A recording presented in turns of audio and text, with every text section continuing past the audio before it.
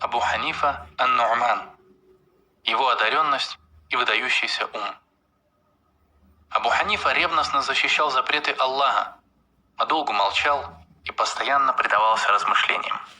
Имам Абу Юсуф. Однажды Абу Ханифа ан-Ну'ман зашел к имаму Малику, у которого сидели его товарищи. Когда он вышел, Малик обратился к присутствующим. «Знаете ли вы, кто это?» Люди ответили: «Нет». Он сказал: «Ан-Ну'ман ибн Сабит, тот самый, который, если бы сказал об этом столбе, что это золото, то непременно сумел бы доказать свои слова, и непременно вышло бы, что так оно и есть». Имам Малик не преувеличивал, говоря об умении Абу Ханифы подтверждать и доказывать свою точку зрения, и о его сообразительности и остроте его ума. Труды по истории и жизнеописания великих мусульман полны историей о том, как он дискутировал и полемизировал со своими оппонентами. Все эти истории подтверждают слова имама Малика о том, что если бы даже он стал утверждать, что земля перед ним золото, то она непременно покорилась бы его доказательствам и стала бы такой. А что говорить о тех случаях, когда он отстаивал истину? Случилось так, что один из жителей Куфы впал в заблуждение, а некоторые люди считали его достойным человеком и прислушивались к его словам. Этот человек утверждал, что Усман ибн Аффан изначально был иудеем, и что после принятия ислама он на самом деле остался привержен иудейской религии. Услышав это утверждение, Абу Ханифа отправился прямо к этому человеку и сказал ему: «Я пришел к тебе, чтобы сосватать твою дочь такую-то за одного моего товарища». Тот человек сказал: «Что ж, добро пожаловать. Подобному тебе не отказывают, о Абу Ханифа. Однако, кто жених?» Абу Ханифа ответил: «Человек, известный среди людей своим благородством и богатством, щедрый и великодушный, знающий наизусть книгу Всевышнего Аллаха, совершающий один ракаат молитвы на протяжении всей ночи, много плачущий из страха перед Всевышним Аллахом». Тот человек сказал: «Прекрасно, просто прекрасно. Довольно, Абу Ханифа. И части того, что ты сказал об этом женихе, достаточно для того, чтобы сделать его достойной парой для дочери самого повелителя верующих». Абу Ханифа сказал: «Но у него есть одно качество, о котором тебе следует знать». Он спросил: «А что это за качество?» Абу Ханифа ответил: «Он иудей». Тот человек воскликнул: «Иудей? Ты хочешь, чтобы я выдал свою дочь за иудея, о Абу Ханифа? Клянусь Аллахом, я не выдам ее за него, даже если он обладает всеми лучшими качествами первых и последних поколений». Абу Ханифа сказал: «Ты отказываешься выдать свою дочь за иудея и при этом убеждаешь людей в том, что посланник Аллаха, да благословит его Аллах и приветствует, выдал двух своих дочерей за иудея?» Тот человек задрожал и сказал: «Прошу у Аллаха прощения за эти свои слова и приношу ему покаяние за эти измышления». Один из хариджитов, человек по имени Ад-Дахак Аш-Шари, как-то пришел к Абу Ханифе и сказал: «Раскайся, о Абу Ханифа». Он спросил: «В чем же мне каяться?» Хариджит ответил: «В твоем утверждении о том, что Третейский суд, который имел место в конфликте между Али и Муавией, был дозволенным». Абу Ханифа спросил: «Согласишься ли ты провести со мной дискуссию на эту тему?» Хариджит ответил: «Конечно». Абу Ханифа спросил: «А если мы разойдемся во мнениях во время нашей дискуссии, кто рассудит нас?» Хариджит ответил: «Поручи это кому пожелаешь». Абу Ханифа посмотрел на одного из товарищей этого хариджита и сказал: «Рассуди нас в том, в чем мы будем разногласить». Потом Абу Ханифа сказал хариджиту: «Я доволен этим твоим товарищем в качестве третейского судьи. А ты согласен видеть его в этом качестве?» Хариджит обрадовался и ответил: «Да». Тогда Абу Ханифа сказал: «Горе тебе! Ты допускаешь третейский суд в нашем конфликте и упрекаешь за такой же третейский суд двух сподвижников посланника Аллаха, да благословит его Аллах и приветствует». И хариджит смешался и не нашелся, что ответить. Джахм ибн Сафван, глава джахмитов, заблудших приверженцев нововведений, который сеял зло на земле ислама, как-то пришел к Абу Ханифе и сказал: «Я пришел, чтобы поговорить с тобой о вещах, которые я приготовил для тебя». Абу Ханифа ответил: «Говорить с тобой – позор, а рассуждать о том, во что ты веришь – пылающее пламя». Джахам сказал: «Как же ты выносишь такое решение обо мне при том, что ты ни разу не встречался со мной прежде и не слышал моих слов?» Абу Ханифа сказал: «До меня дошли твои высказывания. Приверженцы кыблы не говорят подобного». Джахам спросил: «Ты выносишь решение на основе скрытого?» Абу Ханифа сказал: «Ты хорошо известен среди людей этими своими убеждениями. Тебя знают и простые люди, и имеющие вес. И я имею полное право утверждать о тебе то, что передает от тебя множество людей». Джахам сказал: «Поистине я не собирался спрашивать тебя ни о чем, кроме веры». Абу Ханифа сказал: «Ты что же, до сих пор не знаешь, что такое вера, что спрашиваешь меня о ней?» Джахам сказал: «Знаю, конечно, но у меня есть сомнения относительно некой ее разновидности». Абу Ханифа сказал: «Сомнение в вере – неверие». Джахам сказал: «Тебе не дозволено клеймить меня неверием до того, как ты услышишь от меня то, что делает человека неверующим».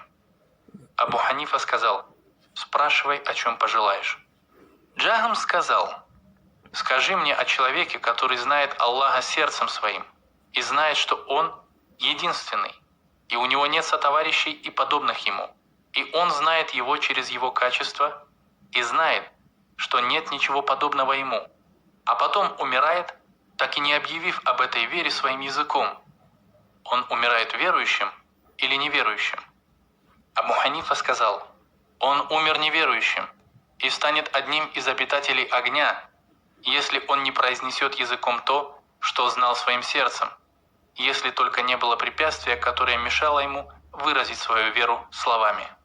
Джахам воскликнул: «Как же может быть неверующим тот, кто знал Аллаха истинным знанием?» Абу Ханифа сказал: «Если ты веришь в Коран и принимаешь его как доказательство, то я приведу тебе доказательства из Корана. А если ты не веришь в Коран и не принимаешь его в качестве доказательства, то я скажу тебе то, что мы говорим тем, кто противоречит исламу». Джахам сказал: «Да нет, я верю в Коран и принимаю его как доказательство». Абу Ханифа сказал: «Поистине Всевышний Аллах постановил, что уверовать можно посредством двух органов – сердца и языка, но не посредством только одного из них. И в книге Аллаха, и в хадисах посланника Аллаха, да благословит его Аллах и приветствует, множество доказательств этому. Всевышний Аллах сказал: когда они слышат то, что было ниспослано посланнику, ты видишь, как их глаза переполняются слезами по причине истины, которую они узнают. Они говорят: Господь наш, мы уверовали, запиши же нас в число свидетелей. Отчего же нам не веровать в Аллаха и в ту истину, которая явилась к нам? Мы желаем, чтобы наш Господь ввел нас в рай вместе с праведными людьми. Аллах вознаградил их за то, что они сказали: райскими садами, в которых текут реки, и в которых они пребудут вечно. Таково воздаяние творящим добро». То есть они знают истину своими сердцами и произносят ее своими языками. И Аллах вводит их в рай, где внизу текут реки, из-за того, что они говорили. И Всевышний Аллах сказал: «Скажите, мы уверовали в Аллаха, а также в то, что было ниспослано нам, и что было ниспослано Ибрагиму, Исмаилю, Исхаку и Яакубу и коленам, 12 сыновьям Яакуба, что было даровано Мусе, Моисею, и Иисе и Иисусу, и что было даровано пророкам, их Господом. Он велел им говорить и не ограничился знанием. И пророк, да благословит его Аллах и приветствует, сказал: «Скажите, нет божества, кроме Аллаха, и вы преуспеете». Он не утверждал, что для того, чтобы преуспеть, достаточно одного лишь знания, но присоединил к нему еще и слова. И пророк, да благословит его Аллах и приветствует, сказал: «Выйдет из огня тот, кто говорил: нет божества, кроме Аллаха. Он не говорил, что из огня выйдет тот, кто знал Аллаха. Если бы слова не требовались, и было бы достаточно знания, тогда и Иблис был бы верующим, потому что он знал своего Господа. И он знал, что это он сотворил его, и это он умертвит его, и это он воскресит его, и это он ввел его в заблуждение. Всевышний Аллах сказал о словах Иблиса: «Ты сотворил меня из огня, а его ты сотворил из глины». Он также сказал: «Господи, предоставь мне отсрочку до того дня, когда они будут воскрешены». Он также сказал, упоминая о словах Иблиса: «За то, что ты совратил меня, я непременно засяду против них на твоем прямом пути». Если бы твои убеждения были верными, то многие неверующие были бы верующими благодаря тому, что они знают своего Господа сердцем, несмотря на то, что они отрицают его своим языком. Всевышний Аллах сказал: «Они отвергли их несправедливо и надменно, хотя в душе они были убеждены в их правдивости. Таким образом, их убежденность не сделала их верующими. Всевышний назвал их неверующими из-за того, что они отвергли своими языками». Абу Ханифа продолжал в том же духе, приводя доказательства то из Корана, то из хадисов, до тех пор, пока по лицу Джахма не стало видно, что ему нечего сказать, и он терпит поражение. Он тихо встал и покинул Абу Ханифу со словами: «Ты напомни, я забыл. Я вернусь к тебе позже». Он поспешил удалиться и больше никогда не возвращался к Абу Ханифе. Как-то раз Абу Ханифа встретился с группой безбожников, которые отрицали существование Всевышнего Творца, и сказал им: «Что вы скажете о нагруженном корабле, вокруг которого бушуют волны, и на который налетает ураганный ветер, а он продолжает спокойно плыть своей дорогой, к своей известной цели, не колеблясь, не портясь, не отклоняясь от курса, и при этом на корабле нет моряка, который управлял бы им, или лоцмана, который регулировал бы движение судна? Как вы думаете, такое возможно?» Они сказали: «Нет, разум не приемлет это, и это невозможно представить, о шейх». Абу Ханифа сказал: «Пречист Аллах, вы считаете, что корабль не может правильно плыть в море без моряков, которые контролировали бы его движение, и при этом утверждаете, что вся наша Вселенная с ее полноводными морями, движущимися галактиками, летящими птицами и рыщущими по земле животными появилась и существует без Создателя, который создал его самым тщательным и продуманным образом, и без управляющего, который управлял бы им наилучшим образом? Да сгинете вы сами и то, что вы измышляете». Абу Ханифа посвятил всю свою жизнь защите религии Аллаха, используя дарованное ему Создателем умение приводить неопровержимые доказательства и несокрушимые доводы, обосновывая свое мнение. Он вел дискуссии, отстаивая шариат Всевышнего, используя свою уникальную логику. И когда к нему пришла смерть, в его завещании обнаружили наказ его родным похоронить его на благой земле и не хоронить его на земле, приобретенной сомнительным путем. Узнав об этом, халиф Аль-Мансур сказал: «Кто найдет для нас оправдание и избавит нас от необходимости извиняться перед Абу Ханифой, живым или мертвым?» Абу Ханифа завещал, чтобы его тело омывал Аль-Хасан ибн Аммара.